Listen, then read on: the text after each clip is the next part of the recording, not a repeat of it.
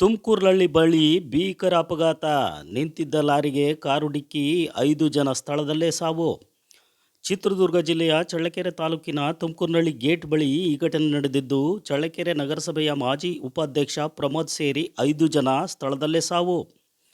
ನಿಂತಿದ್ದ ಲಾರಿಗೆ ಹಿಂದೆ ಬರುತ್ತಿದ್ದ ಕಾರಿನ ಟೈರ್ ಬ್ಲಾಸ್ಟ್ ಆದ ಪರಿಣಾಮ ಕಾರು ಚಾಲಕನ ನಿಯಂತ್ರಣ ತಪ್ಪಿ ನಿಂತಿದ್ದ ಲಾರಿಗೆ ಡಿಕ್ಕಿ ಹೊಡೆಯಿತು. ಡಿಕ್ಕಿ ಹೊಡೆದ ರಭಸಕ್ಕೆ ಕಾರು ಸಂಪೂರ್ಣವಾಗಿ ನಜ್ಜುಗಜ್ಜಾಗಿದೆ. ಕಾರಿನ ಚಾಲಕ ರಘು ಹಾಗೂ ರುದ್ರೇಶ್, ಪ್ರಮೋದ್, ಸೋಮಶೇಖರ್, ಮಲ್ಲಿಕಾರ್ಜುನ ಎಂದು ಹೇಳಲಾಗಿದೆ. ಘಟನಾ ಸ್ಥಳಕ್ಕೆ ಮೊಳಕಾಲ್ಮೂರು ಸಬ್ ಇನ್ಸ್ಪೆಕ್ಟರ್ ಮಹೇಶ್ ಹೊಸಪೇಟೆ ಭೇಟಿ ತನಿಖೆ ಕೈಗೊಂಡಿದ್ದಾರೆ.